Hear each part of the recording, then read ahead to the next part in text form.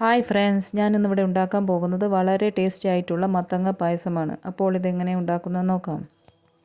ഞാനിവിടെ ചെറിയ കഷ്ണം മത്തൻ്റെ തൊലിയും കുരുവും കളഞ്ഞ് കഴുകിയ ശേഷം ചെറുതാക്കി മുറിച്ചെടുത്തതാണ്. ഇതിലേക്ക് അര കപ്പ് വെള്ളമൊഴിച്ച് തീ ഓണാക്കി മീഡിയം ഫ്ലെയിമിൽ വെച്ച് മത്തൻ വേകുന്നത് വരെ മൂടി വെക്കാം. പായസം ഉണ്ടാക്കാൻ ആവശ്യമുള്ളത് 1.5 ടേബിൾ സ്പൂൺ കോൺഫ്ലവർ, ഏലക്ക പൊടിച്ചത്, മീഡിയം സൈസ് വലിപ്പമുള്ള നാളികേരം എടുത്ത് അര കപ്പ് വെള്ളമൊഴിച്ച് പിഴിഞ്ഞെടുത്തതാണ്. ഒന്നാം പാല് 1/4 കപ്പ്. പിഴിഞ്ഞെടുത്ത അതേ നാളികേരത്തിൽ 1 കപ്പ് വെള്ളമൊഴിച്ച് പിഴിഞ്ഞെടുത്തതാണ്. രണ്ടാം പാല് 1 കപ്പ്. പാനിലേക്ക് അര കപ്പ് വെള്ളമൊഴിച്ച് 3 ശർക്കര എടുത്ത് കുത്തിപ്പൊടിച്ചതാണ്. ഇത് പാനിയാക്കി തണിഞ്ഞതിന് ശേഷം അരിച്ചെടുത്ത് മാറ്റിവെക്കാം.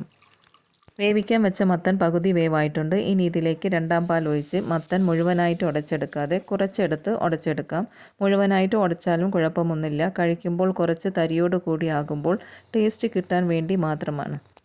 ഉടച്ചെടുത്ത് കുറുകി വരുമ്പോൾ തന്നെ ശർക്കര പാനി ചേർത്ത് നല്ലതുപോലെ മിക്സ് ചെയ്ത ശേഷം കട്ടി കിട്ടാൻ വേണ്ടി കോൺഫ്ലവർ ഒഴിച്ച് കൊടുക്കാം. എല്ലാം ഒന്ന് യോജിപ്പിച്ച ശേഷം ഏലക്ക പൊടിച്ചതും ചേർത്ത് കൊടുക്കാം. ഏലക്ക പൊടിച്ചതിട്ട് നന്നായിട്ട് ഇളക്കിയ ശേഷം തീ ലോ ഫ്ലെയിമിലാക്കി ഒന്നാം പാൽ ഒഴിച്ച് തിളയ്ക്കുന്നതിൻ്റെ മുമ്പ് തന്നെ എല്ലാം യോജിപ്പിച്ചെടുത്ത ശേഷം മാറ്റി വെക്കാവുന്നതാണ്.